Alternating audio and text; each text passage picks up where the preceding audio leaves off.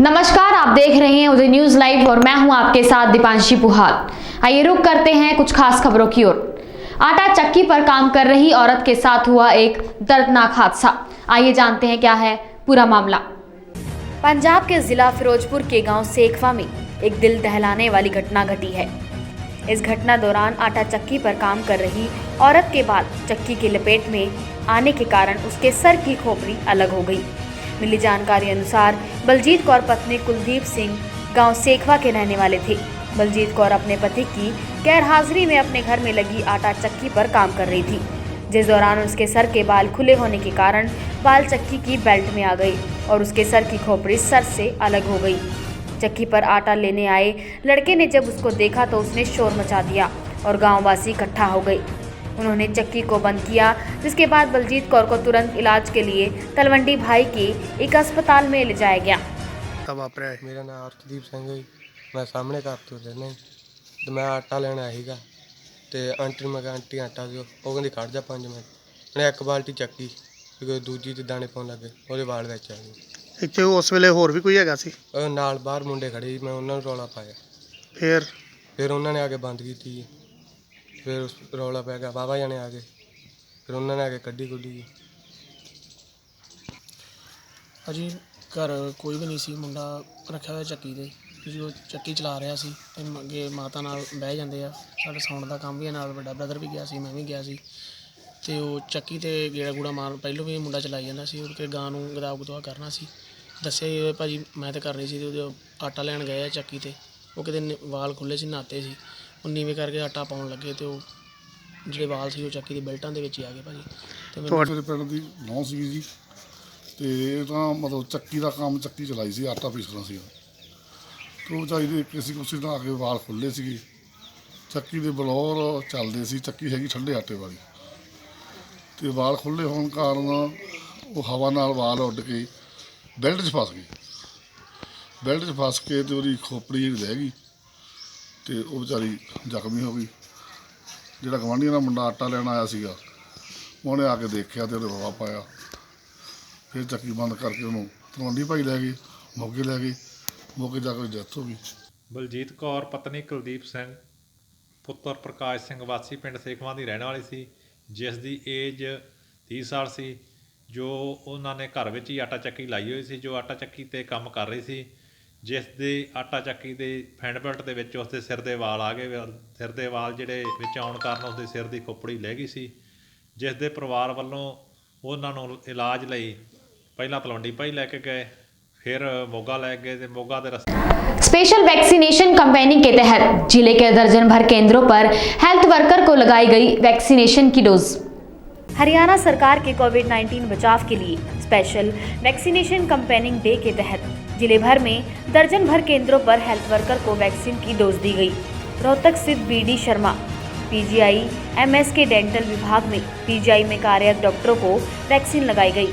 गौरतलब है कि कई भारतीयों के चलते PGI रोहतक के हेल्थ वर्कर वैक्सीन लगाने में कतरा रहे हैं। इसके चलते हेल्थ यूनिवर्सिटी के रजिस्ट्रार ने सभी PGI के हेल्थ वर्कर से वैक्सीन की डोज लगवाने की अपील भी की है। देखो, बड़ी खुशी की बात ये है कि जब कोविड काल के अंदर जैसे कोरोना इन्फेक्शंस के लिए काफ़ी लड़ रहे थे, उसके बाद जो हमारे आज वैक्सीन्स है वो अवेलेबल हो चुकी है। उसके अंदर हमारे पास 2 तरह की वैक्सीन्स भारत में आई है, एक तो को वैक्सीन है और दूसरी कोविशील्ड वैक्सीन है।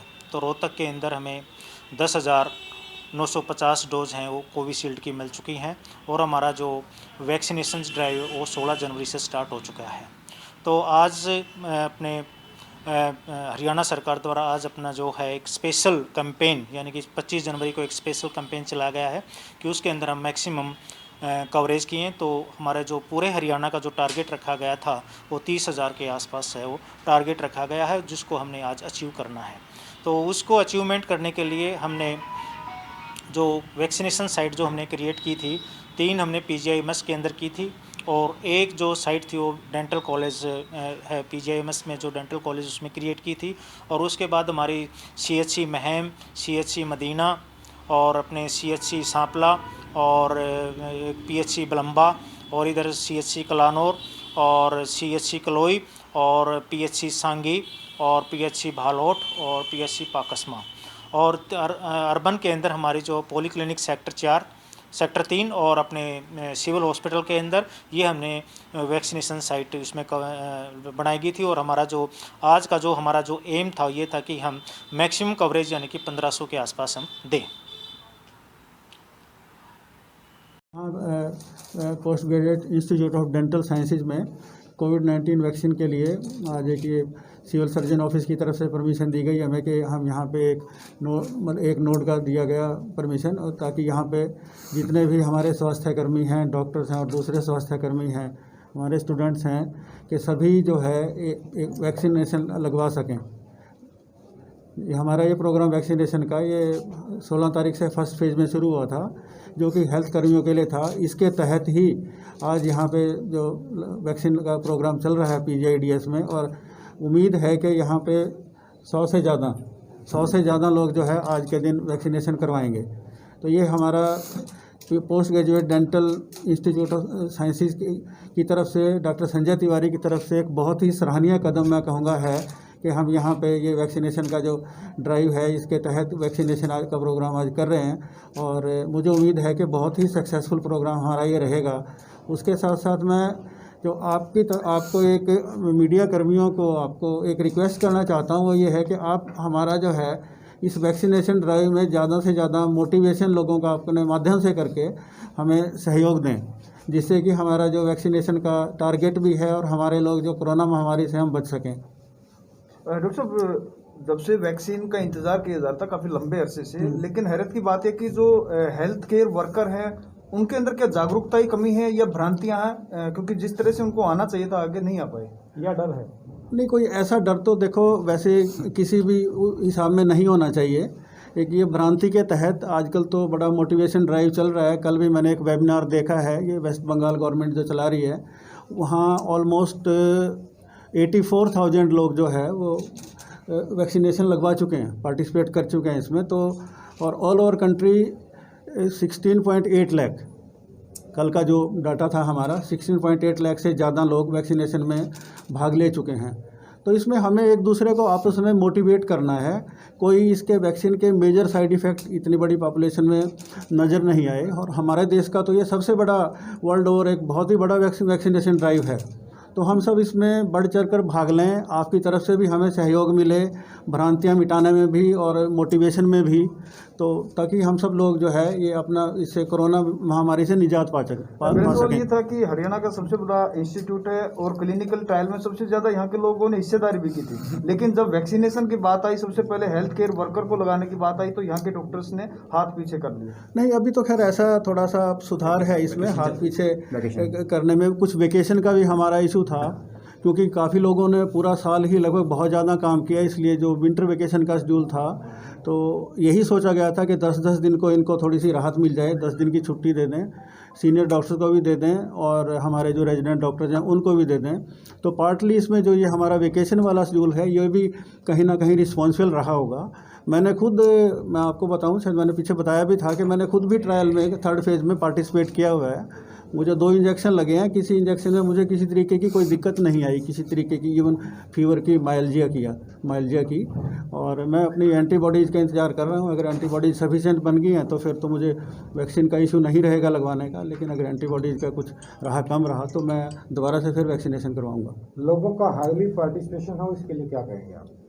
हाईली पार्टिसिपेशन के लिए तो जैसे मैंने कहा है कि सबसे बड़ा तो ये है कि जो कोरोना महामारी है, सिर्फ एक ही हमारे पास सेफ्टी शील्ड है कि हम कोरोना की वैक्सीन लगवाएं, और इस सेफ्टी शील्ड के तहत हम सबको मोटिवेट करेंगे कि वैक्सीन लगवाएं। लेकिन इसके साथ साथ मैं आपके माध्यम से ये भी एक स्ट्रेस देना चाहता हूँ कि वैक्सीनेशन लगेगी, फिर 4 से 6 वीक के बाद दूसरा इंजेक्शन लगेगा, और उसके लगभग जो है 4 वीक के बाद एक सफिशिएंट मात्रा में एंटीबॉडीज़ बनती हैं। तो मैं ये कहना चाहूँगा कि जो हमारा है कि कोई ढिलाई नहीं, 2 गज दूरी, मास्क ज़रूरी, फ्रीक्वेंट हाथों की सफाई, हैंड वाशिंग, तो ये सब साथ साथ हमारा वैक्सीनेशन के रहेगा। और एट एनी स्टेज अभी भी जो है ये ऐसी महामारी है, अजीब महामारी, कि हम एक अगली पीक भी ये नहीं कह सकते कि दोबारा से अब नहीं कुछ होने वाला है। तो एक संभावना रहती है कि अगली पीक आए, लेकिन हमारे में हम सभी वैक्सीनेशन लगाएं कि हर्ड इम्यूनिटी बने, ताकि हम, मान लो कोई ऐसा होता भी है तो उससे हमारी लड़ने की ताकत रहे। शुक्रिया। बहुचर्चित कांड में नहीं चलेगा अभय चौटाला पर 302 के तहत हत्या का मुकदमा। एडिशनल नेशनल जज रितु वाई के बहल कोर्ट ने शिकायतकर्ता की शिकायत खारिज। 27 फरवरी 1990 में महम उपचुनाव के दौरान वैसी गांव में बवाल हुआ था, जिसमें कई लोगों की मौत हो गई थी। इस उपचुनाव में तत्कालीन मुख्यमंत्री ओम प्रकाश चौटाला उम्मीदवार थे। यह मामला बंद हो गया था, लेकिन केस फिर शुरू करने के लिए सितंबर 2018 में सेशन कोर्ट में पुनर्विचार याचिका दायर की गई। इस याचिका में इनेलो नेता अभय चौटाला और उस समय डीजीआई रहे शमशेर सिंह समेत कई अन्य पर आरोप लगाए गए हैं। इसके चलते 23 जनवरी शनिवार को दोनों पक्षों की दलीलें सुनने के बाद सोमवार तक फैसला सुरक्षित रखा गया था, लेकिन वाई के बहल की अदालत ने फैसला सुनाते हुए अभय सिंह चौटाला और दूसरे आरोपियों को राहत दी। आरोपी पक्ष की याचिका को खारिज कर दिया है। वकील साहब, बचाव पक्ष के वकील ने कहा है कि बहुचर्चित महम कांड से रिलेटेड जो भी शिकायत थी वो एडिशनल सेशन जज की कोर्ट ने आज खारिज कर दी है और अभय चौटाला और अन्य के खिलाफ अब मुकदमा हत्या का नहीं चलेगा। एडिशनल सेशन जज मैडम रितु वाई के बहल की कोर्ट ने मेरी रिवीजन खारिज की है, ना कि केस में अनट्रेस रिपोर्ट पहले 1995 के अंदर, उसके बाद 2005 के अंदर जो रिपोर्ट 2003 में बनाई गई थी वो अनट्रेस रिपोर्ट दाखिल की गई थी। अभी तक ये केस तो कम टू एन एंड आया ही नहीं है, क्योंकि इसमें कैंसिलेशन रिपोर्ट नहीं आई। केस ओपन है, सिर्फ अनट्रेस रिपोर्ट आई है, जिसके अंदर हमें जो डॉक्यूमेंट्स अवेलेबल थे उन डॉक्यूमेंट्स के अकॉर्डिंग हमें जिन एक्यूज्ड का पता चला था उन एक्यूज्ड के रिगार्डिंग हमने रिवीजन फाइल की थी। अब अगर और कोई नए फैक्ट आते हैं then again case will be open. तो कहाँ हाई कोर्ट जाएंगे आप? हाई कोर्ट इस रिवीजन के अगेंस्ट हाई कोर्ट जाएंगे, क्योंकि जो डॉक्यूमेंट्स हमारे पास अवेलेबल थे उनके अंदर कुछ डॉक्यूमेंट्स हमें मिल नहीं पाए थे। उन डॉक्यूमेंट्स के रिगार्डिंग हमने एडिशनल एविडेंस की एप्लीकेशन मूव की थी। जो एडिशनल एविडेंस की एप्लीकेशन जो हमारी थी वो कोर्ट ने खारिज कर दी है, उसके अगेंस्ट हम हाई कोर्ट जाएंगे। तो इन्होंने 27 साल के बाद वहाँ पर एक खरक जाटन का हरी सिंह नाम का आदमी मरा था। 27 साल के बाद उसका हरी सिंह का भाई ASI था रामफल, वो 2015 में रिटायर हुआ हरियाणा पुलिस से। उसके बाद उसने 3/11/2016 को एक SP को दरख्वास्त दी कि मेरा भाई 1990 में मारा गया था 26 साल पहले और आज तक उसकी कोई कार्रवाई नहीं हुई। तो उसने 2017 के अंदर महम कोर्ट के अंदर एक क्रिमिनल कंप्लेंट डाली, जो कि 12 जून 2018 को महम के अंदर वो क्रिमिनल कंप्लेंट उनकी डिसमिस हो गई। उसके बाद 7/9/2018 को उन्होंने रोहतक सेशन कोर्ट के अंदर उस महम कोर्ट के ऑर्डर के खिलाफ रोहतक सेशन कोर्ट में आए और जब से लगभग 2 साल से वो क्रिमिनल रिवीजन रोहतक कोर्ट में चल रही थी और 22 तारीख को रितु वाई के बहल जो हमारी एडिशनल सेशन जज है रोहतक, उसमें वो बहस हुई। हमने अपनी पैरवी की, हमने अपनी दलीलें दी, सुप्रीम कोर्ट का भी लॉ दिया और हमने सारी बातें उनको बताई, हमने दलील दी। हमारी दलील को मानते हुए उन्होंने आज ये 25 तारीख को बहुत एक अहम फैसला सुनाया। अभय सिंह के खिलाफ कोई मुकदमा नहीं चलेगा, अभय सिंह की वहाँ प्रेजेंस नहीं थी। अभय सिंह के खिलाफ एक राजनीतिक षड्यंत्र के तहत ये केस डाला गया था, क्योंकि एक राजनीतिक मामला ये तूल पकड़ा हुआ था। और आज अभय सिंह के खिलाफ कोर्ट ने ये मान लिया कि अभय सिंह वहाँ मौजूद नहीं थे और उनकी कंप्लेंट डिसमिस कर दी गई है। ये था। फिरोजपुर पुलिस ने चोरी की वारदातों को अंजाम देने वाले अलग अलग गिरोह के 4 लोगों को पकड़ा। फिरोजपुर पुलिस को चोरी की वारदातों को अंजाम देने वाले अलग अलग चोर गिरोह के 4 लोगों को गिरफ्तार किया है, जिनके खिलाफ फिरोजपुर के अलग अलग थानों में चोरी के मामले दर्ज हैं और 2 लोग किसी और मामले में पहले से ही जेल में बंद हैं और 5 अभी फरार हैं। ਜਿਹੜੀਆਂ ਕੁਝ ਵਾਰਦਾਤਾਂ ਹੋਈਆਂ ਸੀ ਸ਼ਹਿਰ ਦੇ ਵਿੱਚ ਜਾਂ ਜੀਰੇ, ਉਹਨਾਂ ਦੇ ਵਿੱਚ ਅਸੀਂ ਕੁਝ ਜਿਹੜੀਆਂ ਨੇ ਉਹ ਕ੍ਰੈਕ ਕੀਤੀਆਂ ਨੇ, ਉਹਦੇ ਲਈ ਪ੍ਰੈਸ ਕਾਨਫਰੰਸ ਹੋ ਰਹੀ ਹੈ। ਕਿਹੜੀਆਂ ਵਾਰਦਾਤਾਂ ਹੈਗੀਆਂ ਸੀ, ਕਿੰਨੀਆਂ ਵਾਰਦਾਤਾਂ? ਹਾਂਜੀ, ਇੱਕ ਤਾਂ ਜਿਹੜੀ ਸਾਡੀ ਸਦਰ ਜੀਰੇ ਦੀ ਸੀ, ਉਹ ਜਿਹੜੇ ਵਾਈਨ ਦੀਆਂ ਸ਼ਾਪਸ ਨੇ ਉਹਦੇ ਗਡਾਊਨ ਸੀ, ਉਹ ਗੋਡਾਊਨ ਦੇ ਵਿੱਚ 2 ਵਾਰੀ ਚੋਰੀ ਹੋਈ ਸੀ। ਇੱਕ ਤਾਂ ਅਸੀਂ ਉਹ ਬੰਦੇ ਅਰੈਸਟ ਕੀਤੇ ਹੈ ਜੀ, ਉਹਦੇ 'ਚੋਂ 4 ਬੰਦੇ ਸਾਡੇ ਕੋਲ ਅਰੈਸਟ ਹੋ ਗਏ। ਇੱਕ ਹੈਗੀ ਹੈ ਜਿਹੜੀ ਹੈ ਬੈਟਰੀਆਂ ਨੇ, ਉਹ ਚੋਰੀ ਹੋਈਆਂ ਸੀਗੀਆਂ, ਉਹ ਅਸੀਂ 48 ਬੈਟਰੀ ਹੈ ਜਿਹੜੇ ਵੱਡੇ, ਉਹ ਅਸੀਂ ਜਿਹੜੇ ਹੈ ਟਰੇਸ ਕੀਤੇ ਹੈ, ਬੰਦਾ ਫੜਿਆ ਤੇ ਉਹ ਜਿਹੜੀ ਹੈ ਰਿਕਵਰੀ ਹੋਈ ਹੈ। ਇੱਕ ਜਿਹੜਾ ਹੈਗਾ ਜੀ ਇਹਦੇ ਵਿੱਚੋਂ ਇਨਵਰਟਰ ਤੇ ਸਕੋਡਾ ਕਾਰ ਤੇ ਇੱਕ ਟਾਟਾ ਜਿਹੜਾ ਛੋਟਾ ਹਾਥੀ ਉਹ ਰਿਕਵਰ ਹੋਇਆ। ਏਸੀ ਹੈ ਪੁੱਲ ਜਿਹੜਾ ਸਪਲਿਟ ਏਸੀ ਉਹ ਰਿਕਵਰ ਹੋਇਆ। ਇੱਕ ਹੈਗਾ ਸਾਡਾ ਕੇਸ ਜਿਹੜਾ ਉਹਦੇ ਤੋਂ 100 ਮੋਬਾਈਲ ਜਿਹੜੇ ਹੈ ਉਹ ਜਿਹੜੇ ਸਾਨੂੰ ਰਿਕਵਰ ਹੋਏ। ਸਰ ਟੋਟਲ ਕਿੰਨੇ ਚੋਰ ਹੈਗੇ ਜੀ? ਇਹ ਟੋਟਲ ਤਾਂ ਜੀ ਚੋਰ 4 ਤੇ 2 6 ਅਸੀਂ ਅਰੈਸਟ ਕਰ ਲਏ। ਹਲੇ ਕਾਫੀ ਜਿਹੜੇ ਇਹਨਾਂ ਵਿੱਚੋਂ ਇਹਨਾਂ ਦੇ 6-7 ਸਾਥੀ ਹੈ ਜਿਹੜੇ ਉਹ ਅਰੈਸਟ ਕਰਨੇ ਬਾਕੀ ਹੈ ਔਰ ਹਲੇ ਵੀ ਜਿਹੜੀ ਹੈ ਇਨਵੈਸਟੀਗੇਸ਼ਨ ਪ੍ਰੋਸੈਸ 'ਚ ਹੈ ਤੇ ਜੇ ਕੋਈ ਹੋਰ ਵੀ ਅੱਗੇ ਆਪਦੇ ਕੋਈ ਸਾਥੀਆਂ ਦੇ ਨਾਮ ਦੱਸਣਗੇ ਉਹ ਅਗਲੀ ਗੱਲ ਹੈ। ਸਰ ਫਿਰੋਜ਼ਪੁਰ ਦੇ ਵਿੱਚ ਹਲੇ ਵੀ ਕਾਫੀ ਜਿਹੜੀਆਂ ਚੋਰੀਆਂ ਹੋ ਰਹੀਆਂ ਨੇ, ਜੇ ਰਸਤੇ ਦੇ ਵਿੱਚ ਜਾਂਦੇ ਹੋਏ ਮੋਬਾਈਲ ਫੋਨ ਲਿੱਤੇ ਜਾਂਦੇ ਹੈਗੇ, ਇਸ ਚੀਜ਼ ਨੂੰ ਤੁਸੀਂ ਕਿੱਦਾਂ ਦੇਖ ਰਹੇ ਹੈਗੇ ਹੋ? ਹਾਂਜੀ, ਇਹਦੇ ਵਿੱਚ ਹੁਣ ਨਾ ਜੀ ਜਿਹੜਾ ਹੈ ਸਾਈਬਰ ਸੈੱਲ ਉਹਨੂੰ ਅਸੀਂ ਐਕਟਿਵ ਕੀਤਾ ਔਰ ਹੋਪਫੁਲੀ ਸਾਨੂੰ ਲੱਗਦਾ ਆਉਂਦੇ 10-15 ਦਿਨਾਂ 'ਚ ਸਾਨੂੰ ਕੋਈ ਕਾਮਯਾਬੀ ਮਿਲੇਗੀ। ਸਰ ਇੱਕ ਬਾਈਕ ਜਿਹੜੇ ਆ ਉਹ ਕਾਫੀ ਜਿਵੇਂ ਬੈਂਕਾਂ ਦੇ ਬਾਹਰੋਂ ਬਹੁਤ ਜ਼ਿਆਦਾ ਚੋਰੀ ਹੋ ਰਿਹਾ, ਤਾਂ ਉਹ ਵੀ ਨਾ ਉਹਨਾਂ ਦਾ ਪਤਾ ਲੱਗ ਪਾਉਂਦਾ ਨਾ ਕੁਝ ਇਨਫੋਰਮੇਸ਼ਨ ਮਿਲ ਪਾਉਂਦੀ ਹੈ ਜੀ। ਜਿਹੜੇ ਬੈਂਕ ਚੋਰੀ ਹੋ ਰਿਹਾ ਜੀ ਉਹਦੇ ਵਿੱਚ ਅਸੀਂ ਇੱਕੋ ਗੱਲ ਹੋਰ ਕਰ ਰਹੇ ਹਾਂ ਵੀ ਸਿਵਲ ਕੱਪੜਿਆਂ ਦੇ ਵਿੱਚ ਵੀ ਅਸੀਂ 1 ਜਾਂ 2 ਬੰਦੇ ਕੋਈ CIA ਦੇ ਨਾ ਇਸੇ ਤਰ੍ਹਾਂ ਅਸੀਂ ਉਹਨਾਂ ਨੂੰ ਥੋੜ੍ਹਾ ਐਕਟਿਵ ਕਰ ਰਹੇ ਹਾਂ ਵੀ ਉਹ ਇਹ ਦੇਖਣਗੇ, ਹੋ ਸਕਦਾ ਇਹਦੇ ਵਿੱਚ ਵੀ ਸਾਨੂੰ ਕੁਛ ਨਾ ਕੁਛ ਮਿਲ ਪਾਵੇ। ਜਿਹੜੇ ਚੋਰ ਪੁਲਿਸ ਉਹਨਾਂ ਕੋਲ ਪੈਸੇ ਵੀ ਬਰਾਮਦ ਹੋਏ? पैसे की हले रिकवरी नहीं हुई जी कोई। फरीदाबाद में साइबर क्राइम की टीम ने मैजिक पेन गैंग के 4 सदस्य को किया गिरफ्तार। अब तक कर चुके हैं लगभग 1 करोड़ रुपए की ठगी। आइए जानते हैं क्या है पूरा मामला। दिल्ली NCR में लोगों को मैजिक पेन के जरिए ठगी का शिकार बनाने वाले मैजिक पेन गैंग के 4 सदस्यों को फरीदाबाद की साइबर क्राइम की टीम ने गिरफ्तार कर आरोपियों के कब्जे से 3.5 लाख रुपए और कुछ मोबाइल फोन सहित मैजिक पेन बरामद किया है। आरोपियों ने पूरे NCR में अब तक लगभग 40 लोगों को अपना शिकार बनाकर 1 करोड़ की ठगी की है। फिलहाल पुलिस चारों आरोपियों को रिमांड पर लेकर और खुलासे के लिए पूछताछ कर रही है। इसमें हमारी जो साइबर पुलिस स्टेशन की टीम है, इंस्पेक्टर बसंत हैं, SI Rajesh, SI Narendra, head constable Dinesh, इन्होंने गैंग को जो है पकड़ा है। ये लोग गाड़ी की सर्विसिंग को एक्सटेंड कराने के बहाने लोगों तक पहुंचते थे, उनसे मोबाइल डिटेल्स लेते थे, चेक पे साइन करवाते थे, बाद में चेक पे जो अमाउंट है वो मिटा के और ज़्यादा पैसा बैंक से निकालते थे। तो ऐसा कई लोगों के साथ इन्होंने फ्रॉड किया है। उसी संबंध में ये परिश्रम। कितने लोग गिरफ्तार हुए सर? इसमें 4 लोग हैं जो गिरफ्तार हुए। बरामदगी क्या अभी 3.5 लाख रुपए बरामद हुए हैं। उनके वोटर ID कार्ड, आधार और जो मैजिक पेन है।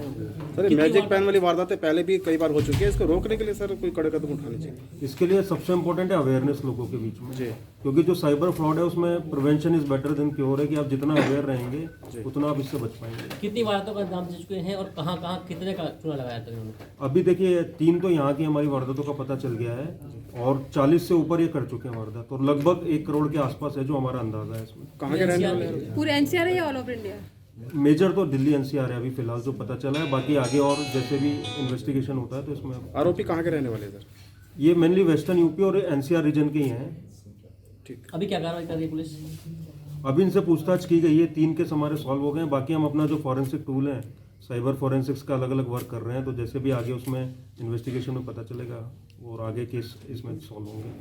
ठीक है सर। हमारे साइबर पुलिस स्टेशन फरीदाबाद के इंस्पेक्टर बसंत के नेतृत्व में sub inspector Rajesh, ASI Narendra और हेड कांस्टेबल दिनेश की टीम ने अपने आप में भारत का एक यूनिक केस जो है उसमें पकड़ा है 4 उनको आरोपियों को, जो कि जो भी गाड़ी सर्विसिंग है उसकी अगर एक्सटेंशन थी उसके लिए फ़ोन किया करते थे लोगों को और उसके बाद उनके घर जाते थे, उनसे उनका मोबाइल लेते थे और एक जो मैजिक पेन होता है जिसकी इंक ईजिली डिलीट की जा सकती है, उस मैजिक पेन से चेक पे साइन करवाते थे पैसा लेने के लिए और जो उनका मोबाइल था उससे कॉल डाइवर्ट करवा लेते थे अपने उसमें, ताकि कोई भी क्वायरी हो तो उससे वो पूरा कर सकें और फिर बाद में उस चेक से उस पैसे को मिटा के उस पर ज़्यादा डाल के और ये लोग बैंक से निकाल लेते थे।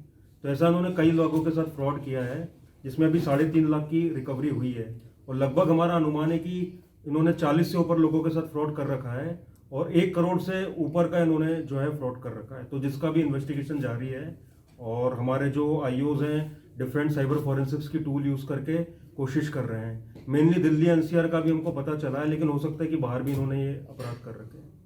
तो ये बड़ा कॉमन वो था, और थोड़ी सी लोगों की जो बोलते हैं वीकनेस, उसका ये लोग फ़ायदा उठाते थे, उनकी लैक ऑफ अवेयरनेस का फ़ायदा उठाते थे।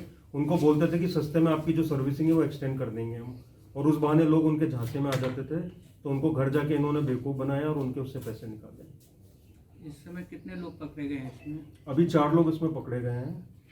क्या क्या नाम है उनके डिटेल्स? ये है चारों, एक पवन है उर्फ गौरव शर्मा, एक राहुल पुत्र सुभाष चंद्र जखेड़ा हापुड़ का है, एक बलबीर है और अमित सक्सेना।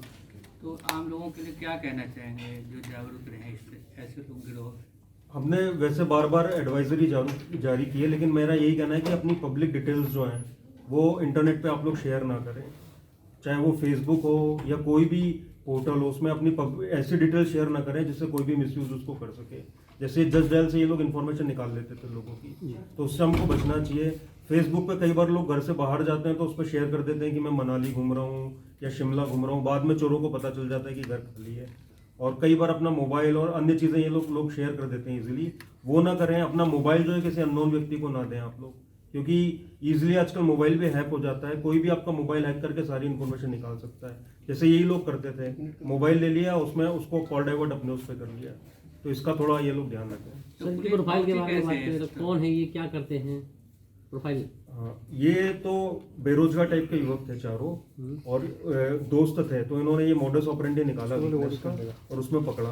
और ये 2 लोग घर पे जाते थे, 2 लोग इमीडिएटली जाके जो चेक है उसको बनाते थे बैंक में जाके। पुलिस पहुंची कैसे है इन लोगों तक? ये हमारे पास कंप्लेंट आई थी अभी जनवरी में साइबर पुलिस स्टेशन के पास, और पहले भी ये कंप्लेंट हमारे सेक्टर 31 थाने में हो चुकी है।